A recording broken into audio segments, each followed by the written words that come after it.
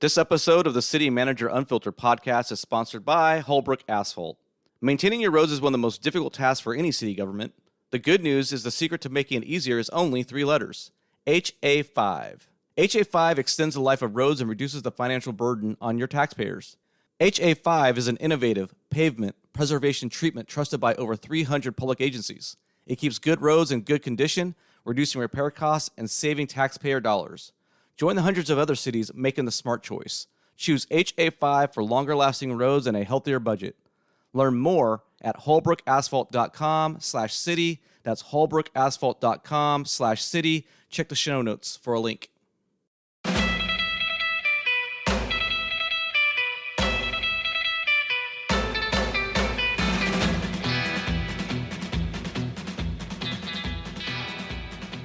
All right. I'm Joe Turner, and this is the City Manager Unfiltered podcast, a podcast for city managers and other public sector executives. It is the most influential local government podcast in America.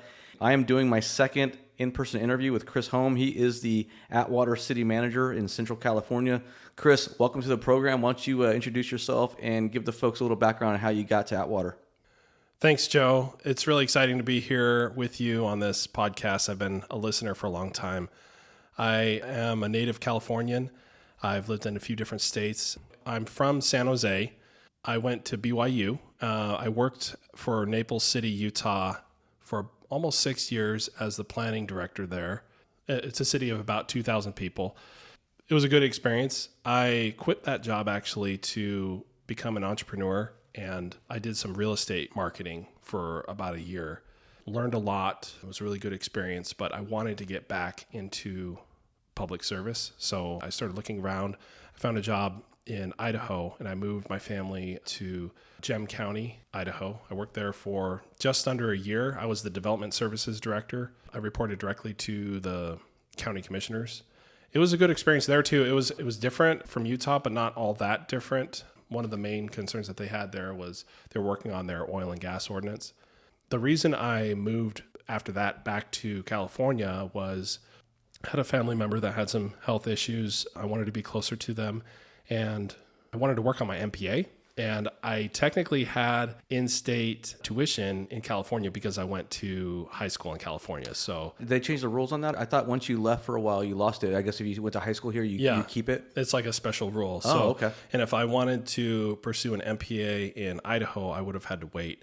So kind of those two reasons brought me back. So, the Bay Area is very expensive. So we lived with family for a while, and I worked on my MPA at night. And then during the day, I was in the planning department for Santa Clara County. So it's very different going from, a city of 2,000 people in Utah to, population 2 million in the Bay Area, and also like very different politically. For sure. So it was a good experience. I learned all about CEQA here. It's the California Environmental Quality Act. Thank you for putting that out there. A lot of people have no idea. Yeah, it's a different animal. It's intense. Yeah, it's a different kind of thing. And California has more environmental rules than anywhere else in the country, for better or for worse. And after that, I finished my MPA. I transferred from the 7th floor to the 10th floor of the same building, and I worked for Mike Wasserman. Shout out to Mike. He's awesome. He was the board president of Santa Clara County. Okay. So he was an elected official representing District 1.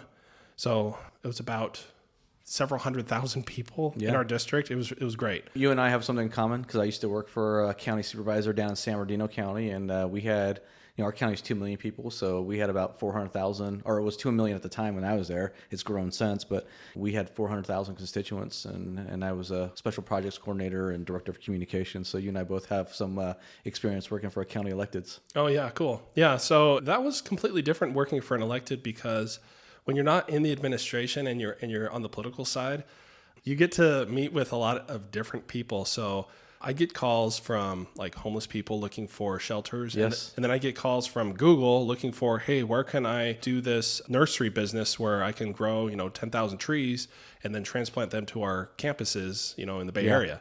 And we met with, we got lobbied by Stanford and different, big entities. And it was fun. I was his land use advisor. I also did water and stuff. Okay. So from there, he was getting close to terming out. And for those who don't know, it's like, we have a lot of folks who listen to the podcast are not from California, right? So how big was your guys' staff for that office? We had the smallest staff of all the supervisorial districts, but we still had, there were like 4 policy aides, and then there was a chief of staff and a couple other people. You have some field reps and stuff too, right? Well, yeah. So, we had probably about 8 people or so, and it was a tight-knit group. I feel kind of bad if I'm misnumbering them right now because it was smaller. It's been a while. And there were other districts that had, 10, 12 people. So we had one of the smaller districts. Just to give people an idea, because, a lot of places around the country, they have elected officials without any staff, right, whatsoever. Or they might have one assigned staffer for the entire board, for example. And, down in San Bernardino County where I was at, just my member of the board, we had an office staff of 12 people. We had like a $1.5 million budget just for our, and this is back in 2009, 10, 11. So yeah, people don't really understand the numbers. And, you look at like San Bernardino County, for example, you talked about, 2 million people in Santa Clara County. You got counties in California where populations are larger than some states, It's absolutely. Yeah. From there, he was in his last term. He was close to terming out, but I left about a year before he did. And I did because my wife and I were like, okay, we love living with family, but we want to, move into our own house again. So we wanted to move out to the Central Valley because the housing was a lot cheaper and there were some opportunities out there. So when we did, I got a call from the city manager. His name was Tom Westbrook. In Ceres. Yeah. And he said, I want to hire you as the community development director. And by the way, I'm resigning. I'm going to move my family back up to Red Bluff, where he grew up, and he was going to work for Red Bluff. So I did not know who was going to be my boss when I went out there. And I had to take a leap of faith because weren't you terrified a little bit? What kind of conversation? Do you go home and be like, hey, honey, here's the good news. I got the job offer. Here's the bad news. The guy who's hiring me, he's bailing, and I don't know who's going to come in behind and replace him. So I would say 2 things. One, this kind of this business that we're in, it requires risk taking. It does. So this was a risk that I took, and sometimes you just have to burn the bridge and just go burn ashore. The boats, right? Burn the boats and go ashore, right? Yeah. And 2, I had a mentor that told me, don't do it. Did you? Yes. So I'm a bit of a rebel too. I kind of went against one of my Who's mentors. this mentor? Do you feel comfortable naming them? Franny Edwards. She was the MPA department head. Don't do it, she said. At San Jose State. Don't do it. Shout out to Franny. She's still awesome. What was the reason? Obviously it's risky, but was there a specific reasoning or argument that she gave? Like when you don't know who your boss is going to be, you just how can you really do it? Like you could get fired within a month, Yes. If your personality doesn't jive with them, right? Yeah. So what happened was we got an interim city manager, Alex Strasas. Shout out to Alex. He's another mentor of mine. So we got along great. I loved working for him and at the city of Ceres. 2.5 years I was there. And it was fairly tumultuous, not because of him, but because of other factors. And there was a change in the city manager and a lot of things happened. A lot of different things happened. And although I learned a lot and I had a great experience, I could kind of read the writing on the wall. And there came a day when, I had been there for 2.5 years. I was the longest serving department head at the time. There were other department heads that had been promoted to department head, but they had in that capacity. In that capacity, yeah. So he, they came in, they said, you have 2 options. Either you can resign and we'll pay you severance, which was actually better than my contract said. The department heads there have contracts. It wasn't in my contract that I could resign and get severance, right. But they were offering that to me, but they said that I'd have to sign, an NDA sort of promise not to sue, promise right? not to sue, the release of claims or liabilities, that whole thing, right? Yes. So on one hand, they're saying, hey, we'll give you 4.5 months severance if you resign and you promise not to sue, right? Or release us. Yeah, or they would terminate me without cause and pay me the same severance. So I had to make a decision. Like, do I resign and I don't have a termination on my record, or do I just? What do I do, right? Well, to me, the no-brainer seems like, okay, well, you just take the resignation and get the. Well, let me ask this question: were you thinking about suing them? Had they done you wrong, or did you feel like you had grounds to sue them at the time, or?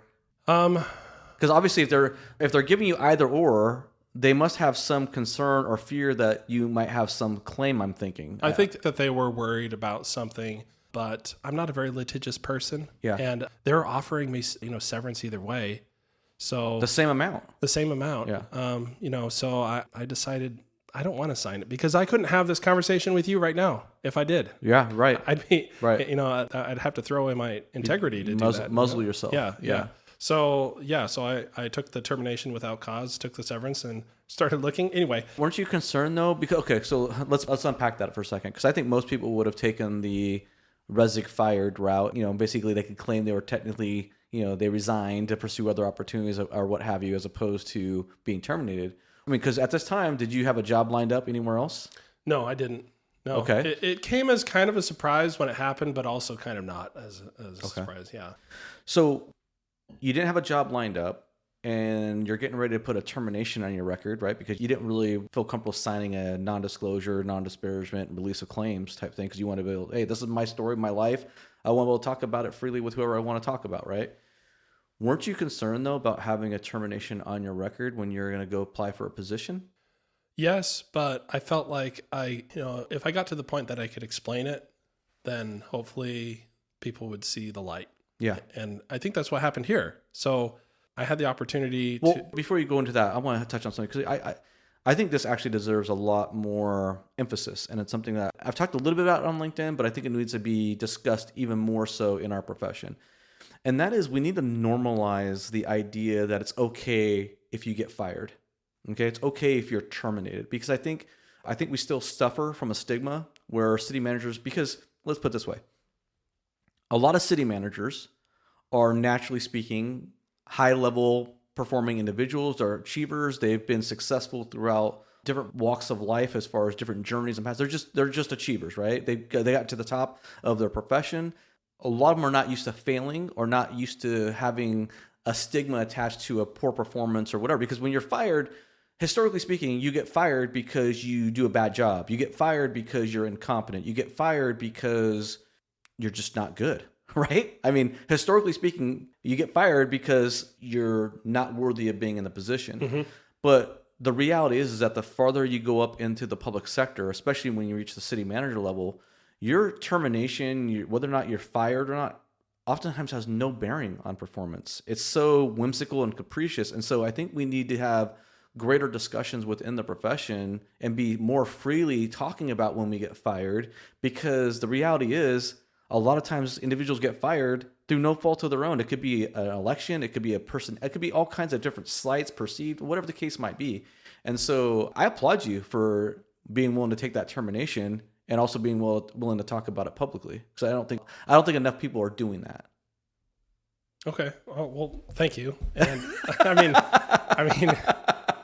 I'm just doing me, Joe. I'm just doing me. I don't know, but seriously, I mean, a lot of people don't want to talk about it. It's hushed tones. I've had numerous city managers reach out to me and say, "Man, I really appreciate you talking about normalizing the conversation about being fired, because there is some shame and stigma still applied that people still internalize, and it shouldn't be so." Because here's the thing: when we normalize the discussions about terminations and firings, we need to take that power back away from governing bodies, right? We don't need to give the governing bodies the power to shame us or malign our reputation because they quote unquote fired us.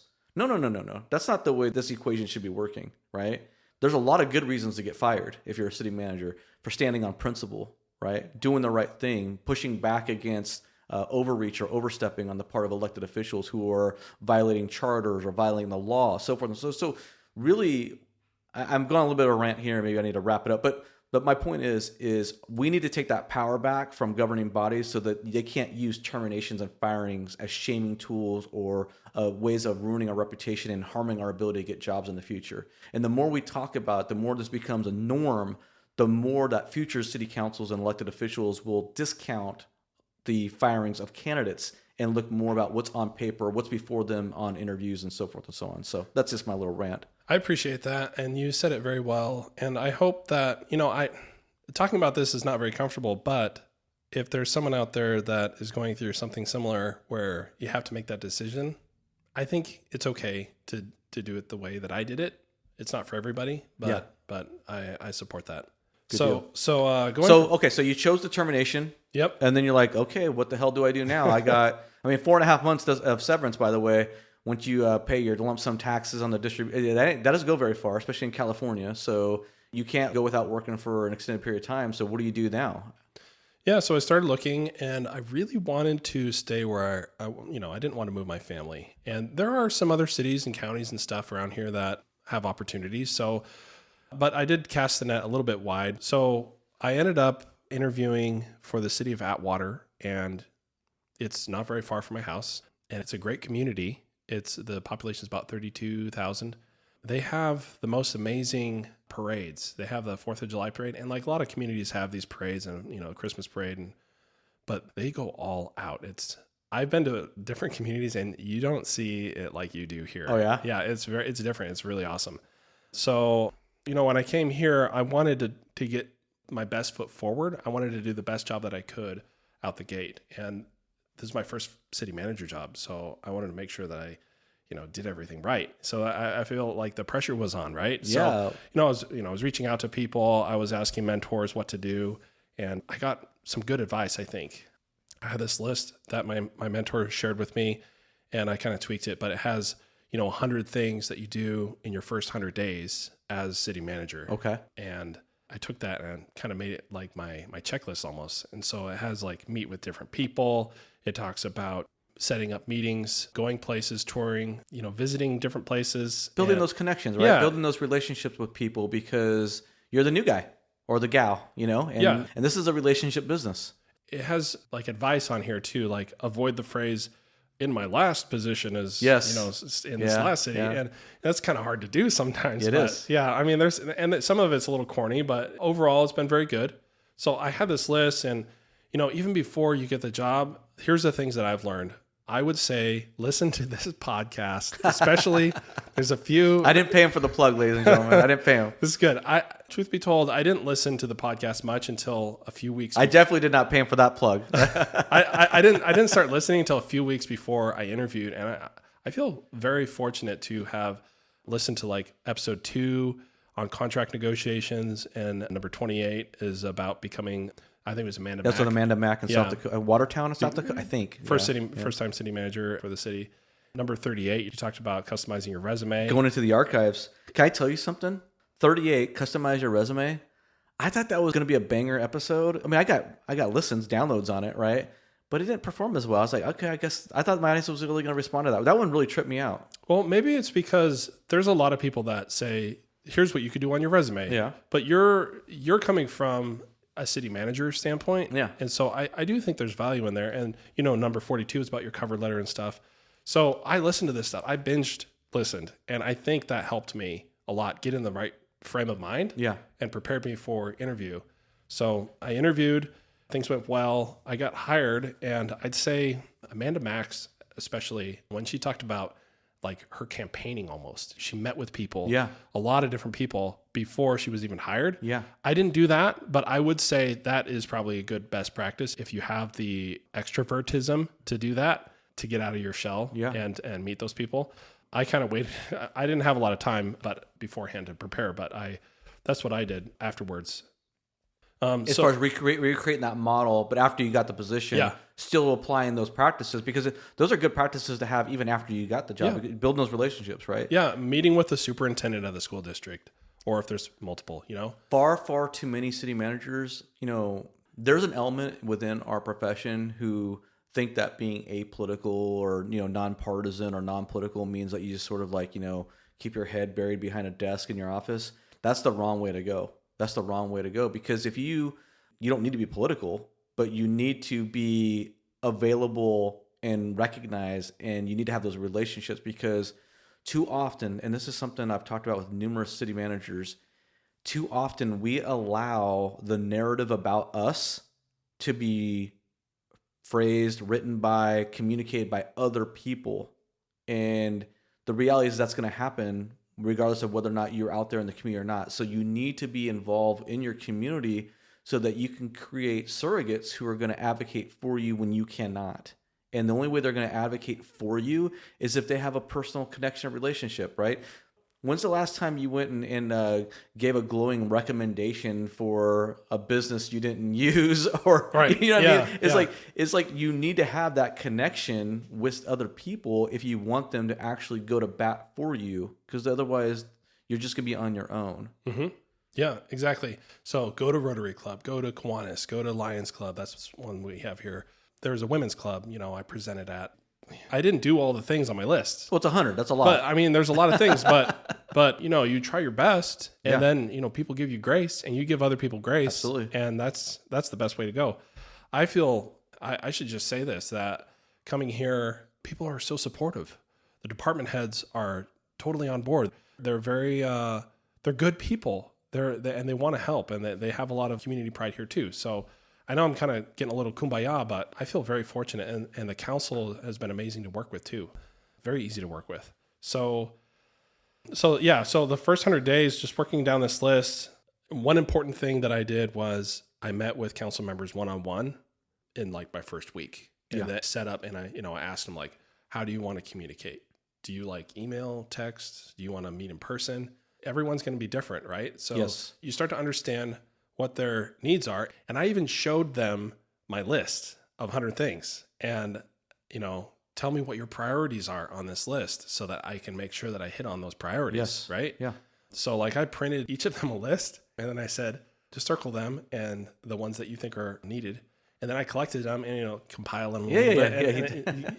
Now I know. Tabulation data. So, it's almost like you're doing a tabulation of candidates for a position that you're recruiting for, right? Yeah, exactly. So that helped a lot. I set up some things that I think have been good for communication purposes.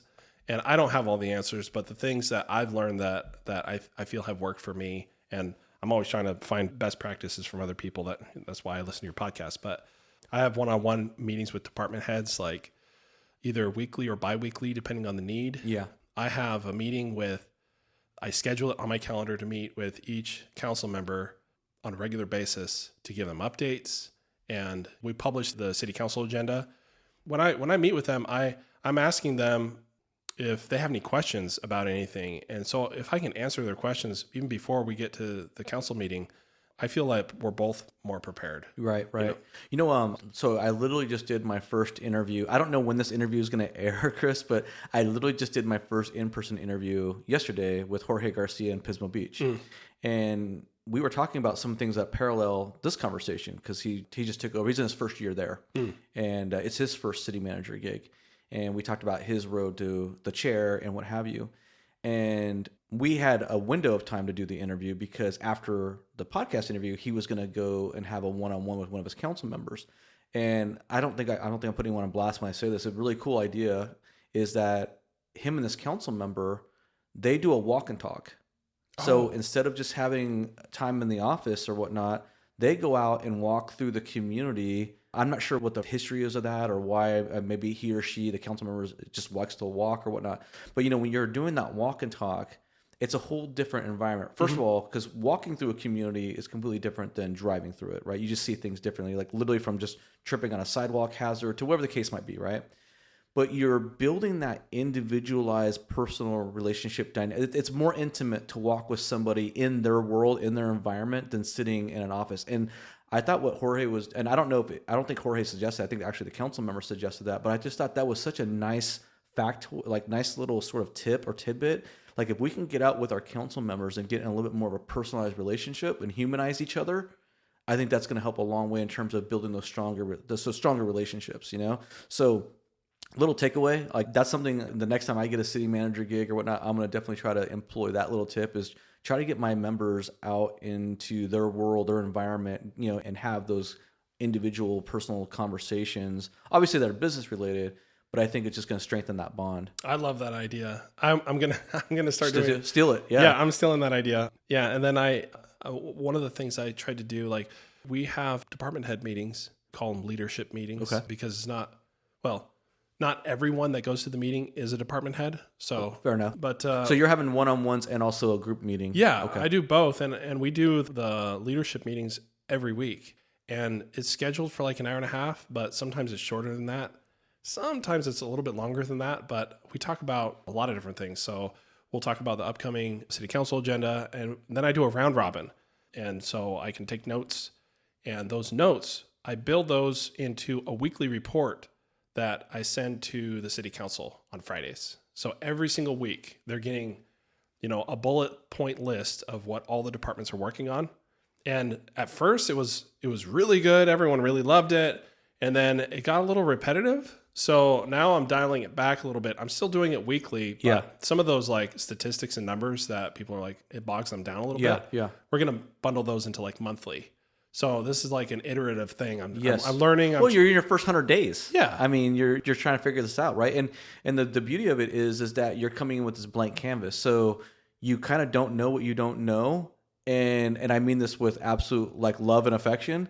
Like you're just have no clue. So you're just kind of figuring out a lot of it as you go. And a lot of times when you've been in a role for a while, you become so either jaded or accustomed to doing a certain way. You're just locked into a routine. But here, everything, you're like doe-eyed, like, oh, I'm gonna play with this idea, or I'm gonna tackle this idea and see if that works. And like you said, hey, if it doesn't work, I'll try something new. But the great thing, I don't want to come back to Jorge in every instance, but there's a lot of parallels, and I highly recommend if you are listening to this episode and you haven't heard the Jorge episode, whenever they get released, make sure you circle back and check it out, because he talked about establishing that trust with communication with his governing body. And he talked about how he started out by proactively communicating what he was doing, his decision-making process, the things that they were looking ahead of on the calendar to try to build that trust and that rapport. And he said after a while, they said, hey, okay, we're good. We don't need to get this level of report every day or, every whatever.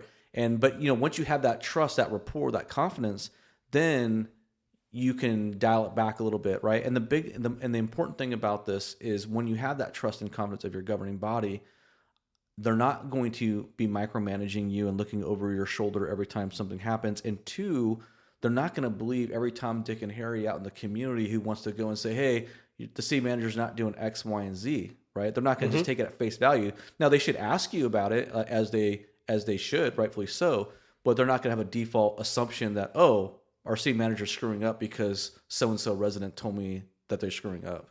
And I think that goes back in that, again, that communication, building trust and rapport and that goodwill between each other. Definitely. I'm looking forward to listening to that one. It's going to be great. But that's been my mantra, actually. I've been thinking about that leading up to this podcast is I don't know what I don't know. That's right. And that's okay. Yeah. So one strategy that I've implemented is when I communicate these weekly reports, every state is going to have their own public records laws and stuff. Yes. I'm not soliciting for feedback on it. I don't know how people are going to vote on anything. And so what I do is I'll blind copy on the email everybody. I send these weekly reports to all the city council and all the department heads or leadership team. And we're in an election season. So I've been sending them to the council candidates because if they are learning about like what's going on, then they have kind of the expectation set of this is the work that the city's been up to. Interesting. It educates them on, before they may or may not get elected on what's happening. Did you ask the council or give a heads up that you're doing I did, that before? yeah. And what was the response that you got from them? It was fine. I gave them a heads up and there wasn't any pushback or anything like that. Yeah. I think it's I'm listening on the fly, and I'll be very honest. I'm not sure what I think about that. I don't know. It's just a transparent move. Right? Yeah, no, I hear you. Yeah, so that's kind of my other mantra is be as transparent as you can. Obviously, like you can't remove your own advantages of sometimes, some things it's better. It's like where the sausage is made, right? Yeah, yeah. So some conversations, you don't want to embarrass anybody. Of course. So you have to like talk about it in a private setting. But yeah. A quick aside, again, and this will be published after Election Day most likely. What level of stress and trepidation do you have going into, being on the job now for, how many days are you in now? Like you're over 100 days, but what? Yeah, in next week, I think it'll be 4 months. 4 months. Yeah. And you're going to an election. Yeah. And you had no idea who was going to be on the ballot when you took the job and agreed to it, and if there's going to be any I don't even know what the situation. How much turnover are you expecting to have? Is anyone not running? So there are 2 seats that are up for election. One of them, the incumbent is running, and they have one competitor. And the other seat, the incumbent is stepping down, and there's 2 people running for that seat. Okay, so you're definitely going to have at least one person turnover and possibly 2. 1 to 2, yeah. Yeah, on a 5-member body. On a 5-member body, yeah, including the mayor is one of those 5. What level of stress does that bring to you, out of curiosity? I feel maybe it's my Zen-like state or something. I'm an optimist, okay? It's hard. I get stressed, but everyone gets stressed. It's one of the most dangerous times for a city manager. Yeah, maybe I'm naive because this is the time that all the city managers say this is the circus time, right?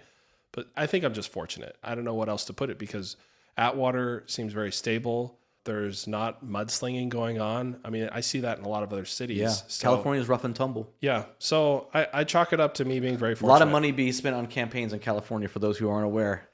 A lot different than other states. Yeah. And other cities, even in this region, you drive through them and they have political signs all over the place. Right. And we have some here, but it's not like really crazy. There's campaign signs and there's campaign signs, right? There's, John Doe for council, and then there's True. Yeah. don't ever vote for John Doe because he's the worst, sponsored by the local whatever. Yeah, that's true. Yeah. So then, like at the end of this, my first 3-month period, I did a performance review, like my initial performance evaluation. Was this part of your contract? Like, you make sure that was in there to make sure you're on the same page? I think they wanted it in there because, you?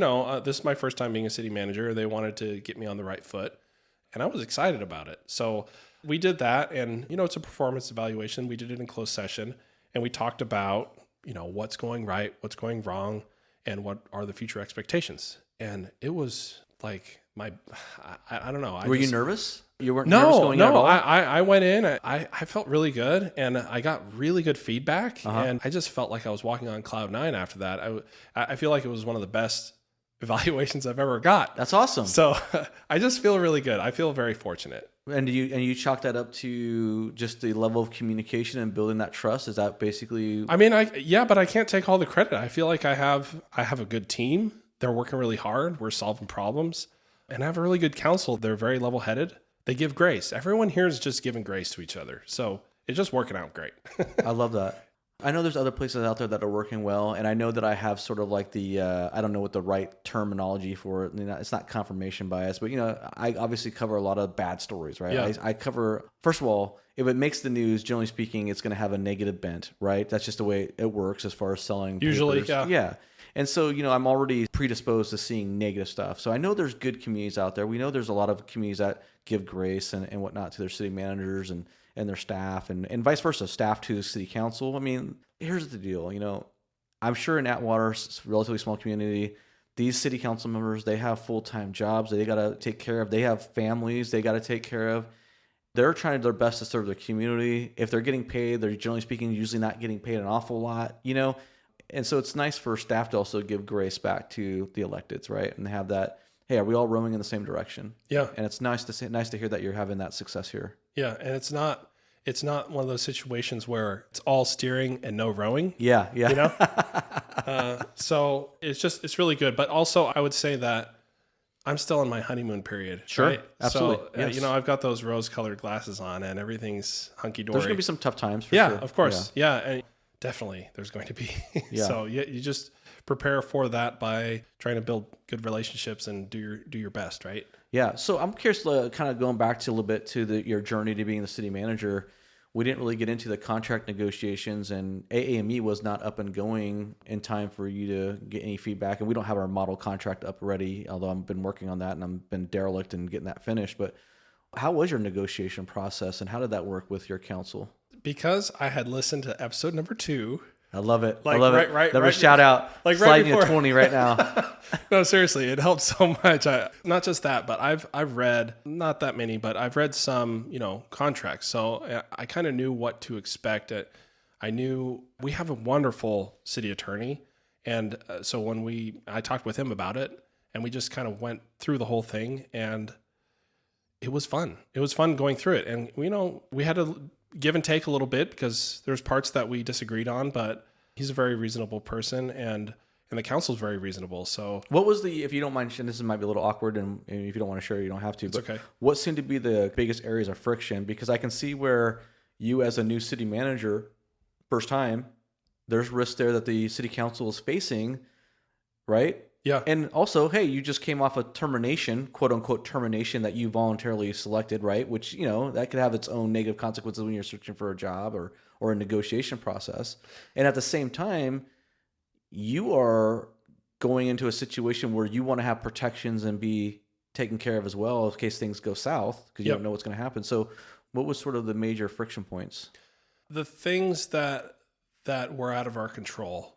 It wasn't so much friction. It was like California has this law that if you have an expiration date on your contract and you have just like a month left or whatever, if you're terminated, then you only can get 1 month of severance. Yes. And- Unless you have it disclosed some other way, right? Yep. So it was about working around that, trying to strategize that. Okay. So basically, I think what we ended up with was, I have a certain number of months of severance, and it's built into the contract that it will basically auto renew. Yes, you have to have some sort of notification unless requirement. unless they say notify otherwise, you. and they have to tell me that like at least 3 months before it ends. Yeah. So that was good. That gave me. That's not too bad. That's a minor thing. Yeah. There wasn't a lot in there that was problematic. Yeah, that's good. Yeah. So before I came down here today, because this is an in-person interview and I'm doing the AAME barnstorming tour, and I met with a city manager who is not a member of AAME. So I was just, it was in the neighborhood and I decided to stop in. And we had a conversation, and we were literally talking today about contract negotiations before I came on down here. And we both agreed that really when it comes down to a city manager's contract, the least important item in that whole damn thing is the salary. It's all the other aspects of that contract that you need to be focusing on to protect you and minimize the risk and reputational harm that can happen through a separation and how we navigate those waters and so forth and so on. And so, so I probably need to do another episode on the contract negotiations at some point. Since that number 2 was it's number 2, but I released it on the very same day as my very first episode. And it's been one of the best listening to episodes since, starting the podcast. Yeah, I think probably a good time would be when we unveil that master contract. Yeah, I know. I'm working on that. Definitely need to get my butt in gear for sure, because I'm really excited about having something out there that's more robust than what we currently have as far as. So what I envision is not only just a model contract template, but a secondary document that provides alternative options for various sections of the contract. Because the reality is every city manager is in a unique situation, and one contract template is not going to be sufficient for everybody, right? And even something as simple as the duration of the contract, whether it's term versus evergreen and so forth and so on. It sounds like you got a term contract. And I have some thoughts on that. Yeah, so good to hear that the contract negotiations went well and that you were satisfied and what have you. So I think one interesting thing that hopefully we can talk about with AAME is putting together a similar list, kind of a checklist or list of ideas for new managers. Like best practice, first 100 days best practices type thing? Yeah, and I'm happy to contribute the small amount of detail that I could share from what I've learned. But I think putting together that and having other people throw in their ideas, we could come to something that is helpful to most. Yes, I agree with you 100%. I think we definitely should have something like that. I will also share that when I first envisioned AAME many, many months ago, I did also have this idea in my head that I wanted to create sort of a library of case studies and best practices. So especially geared towards the newer, younger city managers with limited experience. Okay, you just started your first city manager gig. What is some low-hanging fruit that you might want to start putting your energy towards in terms of evaluating the organization, department practices and policies and what have you, so you can maybe kind of score some easy wins early on, right? Earlier, we talked in this interview about the importance of communication and establishing trust and confidence and goodwill by having that excellent communication. And I believe there's a second component to that as well, and that is competency and success breeds trust and additional confidence and what have you, right? So if you're able to score some early wins and get that momentum going, especially as a new city manager, first-time city manager, I think that helps alleviate a lot of the pressure, right? And it buys you, hey, you don't need to be hitting a homer. I used to be a big time baseball guy and I can't even watch the sport anymore. I'm an old man, get off my lawn. But this whole strikeout or homer by,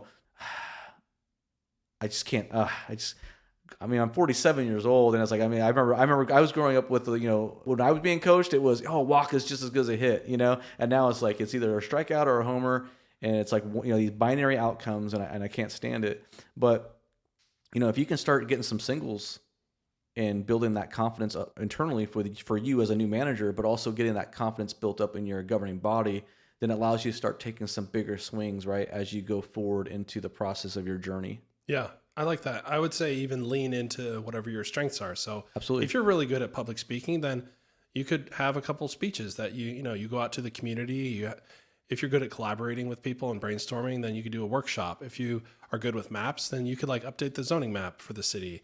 If you're good at grant writing, go after a grant, like an easy grant that you can just get a quick win. I like that idea. Yeah. I haven't fully fleshed out this idea because I'm on this massive road trip right now, right? The AME barnstorming tour. And so I've been listening to some podcasts, and I was listening to this entrepreneur podcast, and he had an interesting take.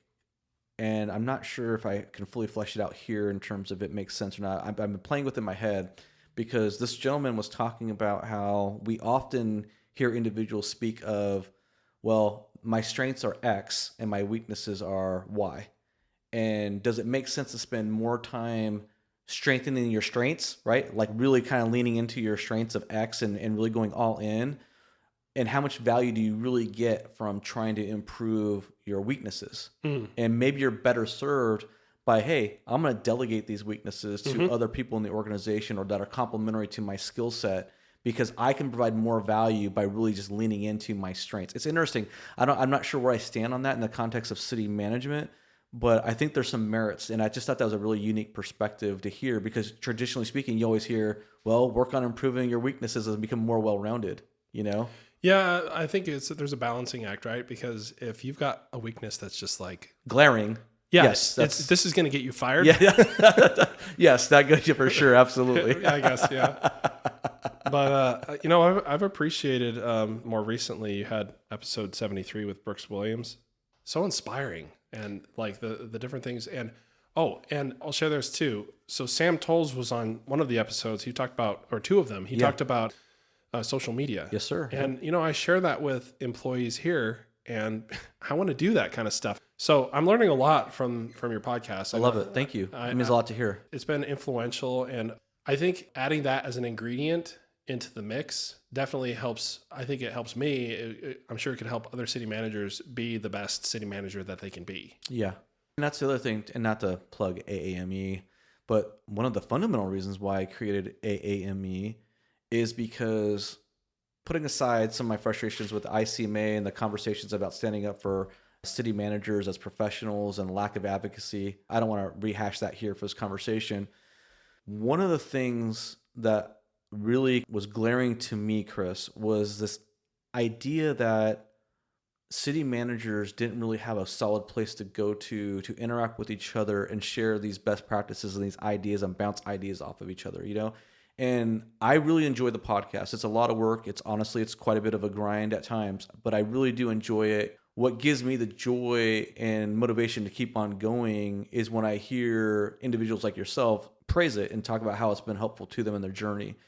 But one of the reasons why I wanted to create AME is that online platform where individuals can go and converse with each other behind the scenes in a private place, free from public scrutiny, and be able to like let their hair down a little bit and ask meaningful questions that they can't really get answered in other venues. And so if I could take the podcast, which is more of a one-way communication vehicle, right? I'm speaking to you, the listener, and you're listening and you're learning from it.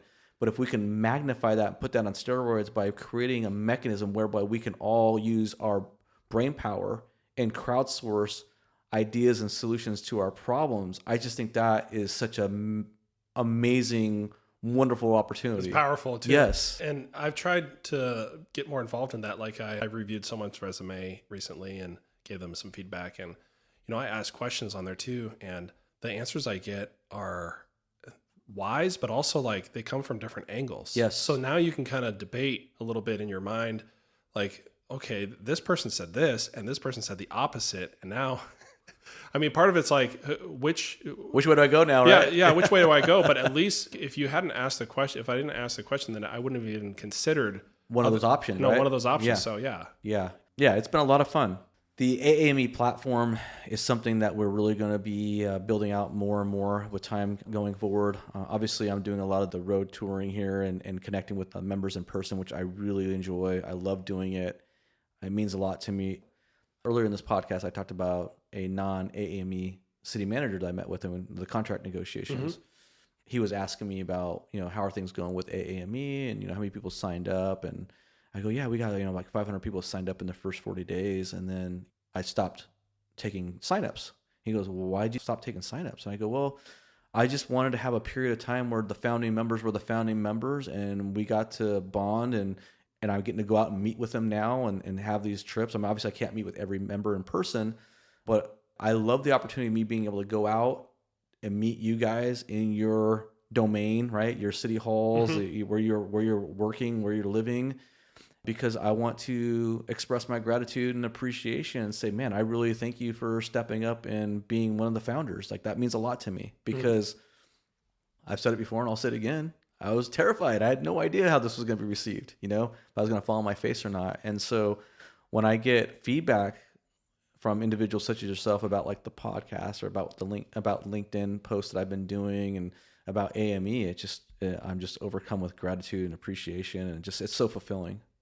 So Chris, I've interviewed plenty of city managers. I'm not saying you're going to fall into this category, but a lot of city managers, they've run into some interesting, crazy scenarios in their first 100 days. Have you had anything that's kind of caught you off guard, or you weren't prepared or expecting? Because it's a lot different from a department head position to a city manager position. That's a good question. Every day is unexpected, right? Every day you're doing something different. That's what I love about this job. Yeah, me too. And the thing that I really like doing now, I feel so lucky these days that we can use ChatGPT for like almost everything. I use it every day. I use it for so many different things. Were you're not using ChatGPT much when you're in your department head position? Maybe like once or twice. Yeah. Yeah, I did use it a little tiny bit, but I was just testing it out. Yeah. Now it's like I can solve so many problems so much faster.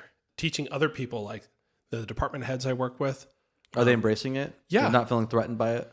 I mean, people joke around and stuff, but they're using it. Like they're picking it up, and I feel so good about that. So, whether it's coming up with survey questions on how to revitalize the downtown, or what things should we consider if a nonprofit group wants to build public monument or artwork. Yeah. And then it brainstorms all of it. ChatGPT is so good at brainstorming with you. Yeah, it helps cut through a lot of this. To get you from like 0 to 1, it just cuts it down so much quicker, right? A lot of times for me, I get paralysis of analysis, or I'm just stuck in the starting blocks, and like I used Claude a little bit, and it's like it gets me out of the starting blocks so I can, okay, now I have some momentum to get me in a direction. It might not get me everything that I need or even halfway there, but It's just got me going now. Yeah, it does not give you a final product. Yeah. It gives you like a draft. It helps you brainstorm. It helps you think of things that you would never have considered. And it can do like simple tasks. Like, you ever have a PDF where if you select the text and you copy it and you paste it to like a text document or something, it's all funky. It's funky, and it has like every line is cut short. Yes. I hate that. Yeah, and then you have to go back and you're pressing, backspace on all these lines. Well, you can paste it into ChatGPT and say, fix all the lines for me. And it just... I never used it that way. I didn't realize that. There's just simple stuff like that. Or it can help with formatting and creating tables. And now, I was just using it yesterday. If you press / then it gives you a search or pictures. So now you can say... And there's other websites. Which interface are you using? Are you using... I'm still talking about ChatGPT. Oh, OpenAI? Are you using the OpenAI platform? Yeah. So the amazing thing here is there are other websites, and there are probably more powerful websites out there. I just don't know about them yet. But I've seen other ones like Art Guru and different things where you can type a sentence and say, hey, can you draw this type of thing for me? For example, oblique aerial image of a city, Central California, suburban, with orchards surrounding it. And it does the whole thing for you, right? Yes. But when you do that / in OpenAI ChatGPT, it'll give that to you, and now you can iterate on that because it's got that image, and now you say, okay, now put red cars in all the driveways. And it looks at the previous, and it'll do the next one. And it's not starting from scratch to create a new... It's not like you're trying to give it a new prompt to create a brand new image. You're working off of the first draft, and you can hone it in and fine tune it and drill down to exactly where you're trying to go. Yeah, I use that too for documents. Like, I'll ask it something, and then I'll say, I don't like the tone of that. Can you make it sound nicer? I don't use it for emails very much because emails are really simple. You can just crack them out. A lot of them, yeah. But like sometimes if it's a really important one and you want to get the tone just right, you write your email and you put it in a ChatGPT, and they say, make this sound a little nicer because maybe your tone isn't quite there yet. Yeah. And it gives you some ideas on that. Absolutely. By chance, have you gotten into the chatbot AI space when it comes to the interacting with the website and giving your residents an opportunity communicate or review your website? Because there's some chatbots out there that are being used. I'm just kind of curious if you had any exposure to that yet. So I think it's very cool that they're doing that. And I think it'd be cool if the city did that. I would embrace that. But so far, the ones that I've looked into, they cost a lot just to do that. Yeah. And I think that there are free open source models like Llama and different things.